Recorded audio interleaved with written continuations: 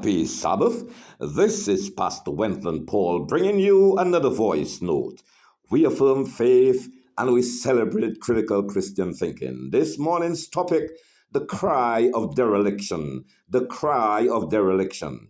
The setting, a cozy study at the home of Bible Guy. A contemporary girl and Bible guy are seated at the table littered with books and teacups. Contemporary girl scribbles in a notebook, buzzing with curiosity, while Bible guy is surrounded by his worn Bible and a stack of well-read classics, sips tea. Contemporary girl breaks the silence. Bible guy, I am stuck on the cross stuff. If Jesus was fully human, could he have sinned?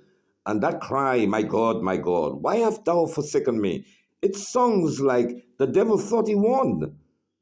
And what's this Pyrrhic victory you mentioned in our conversation last week?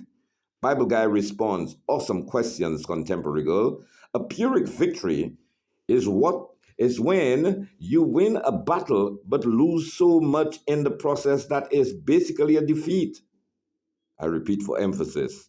The Pyrrhic victory is when you win a battle but lose so much in the process that it is basically a defeat, like winning a coup but losing one's legitimacy to govern.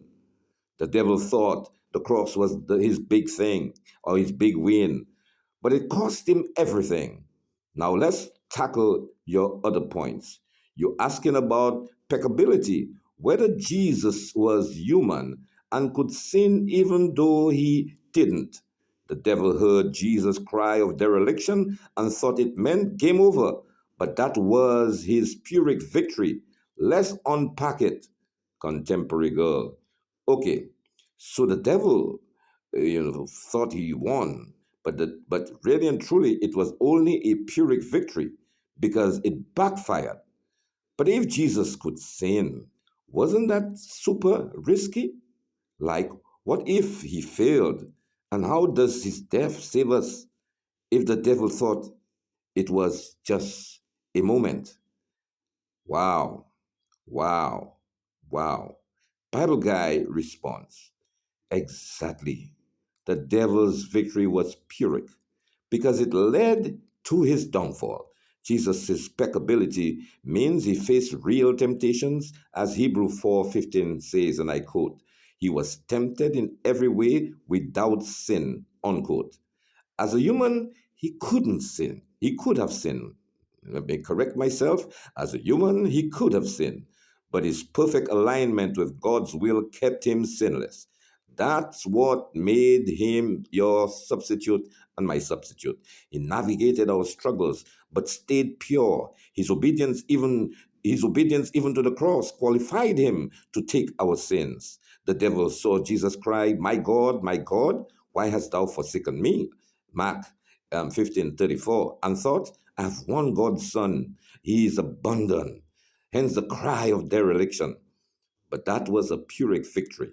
Jesus' death wasn't defeat.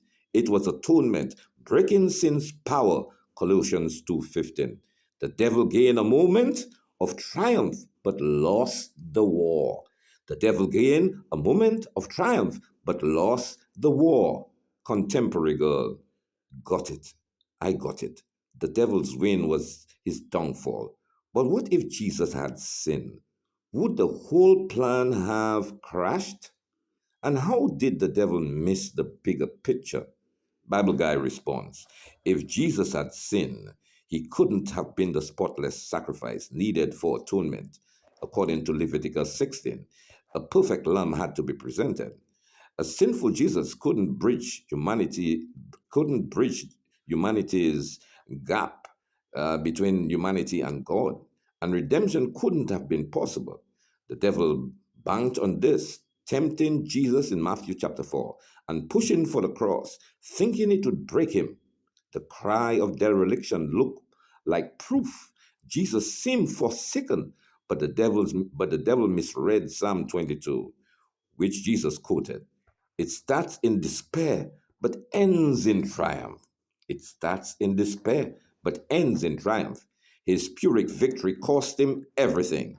When Jesus' death and resurrection defeated sin and death, This is rather interesting. His Pyrrhic victory cost him everything when Jesus' death and resurrection defeated sin and death. Contemporary girl. So the devil's Pyrrhic victory was him thinking he had won, but actually setting himself up for a great loss. How does Jesus' human side tie to his divine side? How does the two operate in salvation? Bible guy, you nail it. Pyrrhic victory means the devil's win was his undoing. Think of sin's death as finite, our actions, but infinite, but it was done against an infinite God. Only someone both human and divine could pay it. Jesus' peccability meant his human choices were real. He could have sinned, but chose obedience. His divine nature ensured those choices match God's will. The cross, where the devil thought he had scored his Pyrrhic victory, was where Jesus paid that debt. The cry of dereliction was Jesus bearing out our sins' weight, but his resurrection showed that the devil's win was empty. Contemporary girl.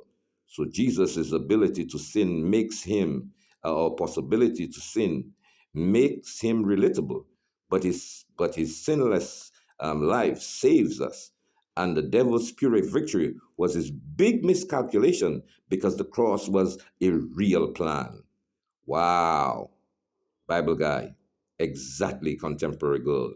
The devil thought the cross was his checkmate with the cry as a proof, but it was a Pyrrhic victory.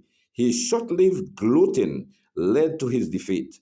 Jesus' human struggles made his sinless life and death amazing. The cross was always God's plan to redeem us. Contemporary girl, wow. The devil totally fumbled, miscalculated.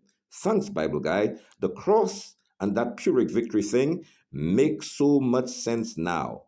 Bible guy, glad it's clicking. Contemporary girl, I'm telling you, I'm so happy that you have finally gotten it. The cross is where human greed, divine love, and cosmic irony meet. The cross is where human greed, divine love, and cosmic irony meet. Keep those questions coming. They're a goal. And this is the dialogue between Bible guy and contemporary girl. What are the lessons learned? Number one, the power of obedience through temptation. Jesus' peccability shows he faced genuine human temptation, but chose obedience to God's will, demonstrating that true strength lies in aligning choices with the divine purpose, even under pressure. Number two, misjudging outcomes can lead to self defeat. The devil's Pyrrhic victory teaches that apparent success can be deceptive. His short-term win at the cross led to his ultimate defeat, highlighting the importance of understanding the broader consequences of actions. Number three, the cross as redemption's plan. Jesus' cry of dereliction and resurrection revealed that the cross was not a moment of defeat, but God's intentional strategy for atonement, showing that the divine plan or the divine plans often unfold through seeming setbacks.